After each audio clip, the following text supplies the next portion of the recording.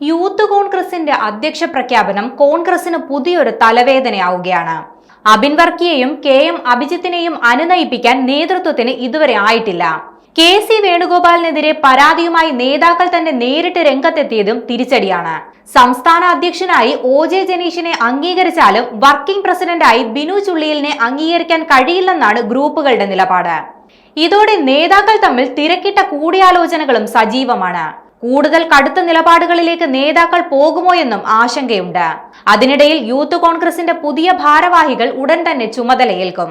രാഹുൽ മാങ്കൂട്ടത്തിനെതിരായ ആരോപണങ്ങൾ പാർട്ടിക്ക് വലിയ ക്ഷീണമായിരിക്കുമ്പോഴാണ് ഇപ്പോൾ യൂത്ത് കോൺഗ്രസ് അധ്യക്ഷ സ്ഥാനത്തെ ചൊല്ലിയും പാർട്ടിക്കുള്ളിൽ തന്നെ പ്രതിസന്ധി രൂക്ഷമാകുന്നത്.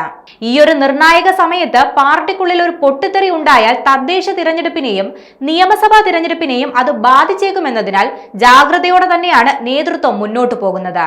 കഴിഞ്ഞ യൂത്ത് കോൺഗ്രസ് തിരഞ്ഞെടുപ്പിൽ രാഹുൽ മാങ്കൂട്ടത്തിൽ കഴിഞ്ഞാൽ ഏറ്റവും അധികം വോട്ട് ലഭിച്ച ആളെന്ന നിലയിൽ അബിൻ വർക്കി അടുത്ത പ്രസിഡന്റ് ആയേക്കുമെന്ന അഭ്യൂഹങ്ങൾ ശക്തമായിരുന്നു. അബിൻ വർക്കിയെ അധ്യക്ഷനാക്കാത്തത് ഐ ഗ്രൂപ്പിനേറ്റ വലിയ പ്രഹരമാണ്. സംഘടനയുടെ കേന്ദ്ര സെക്രട്ടറി സ്ഥാനം അബിൻ വർക്കി ഏറ്റെടുക്കാതിരിക്കുകയും സാധാരണ അംഗമായി പ്രവർത്തിച്ചു കൊള്ളാമെന്ന് വ്യക്തമാക്കുകയും ചെയ്തിട്ടുണ്ട്. KM അഭിജിത്തിനെ അധ്യക്ഷനാക്കാത്തതിൽ A ഗ്രൂപ്പിനും അതിർത്തിയുണ്ട്.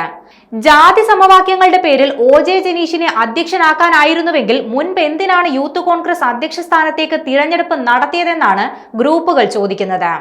ഷാഫി പറമ്പിൽ പക്ഷം യൂത്ത് കോൺഗ്രസിൽ കൂടുതൽ പിടിമുറുക്കുന്നതിന്റെ ഭാഗമായാണ് OJ ജനീഷിനെ അധ്യക്ഷനാക്കിയതെന്നും ആക്ഷേപം ഉയരുന്നുണ്ട്. അബിൻ വർക്കിയെ അനുനയിപ്പിക്കാൻ പാർട്ടിക്കുള്ളിൽ സജീവ നീക്കങ്ങളാണ് ഇപ്പോഴും നടന്നുവരുന്നത്.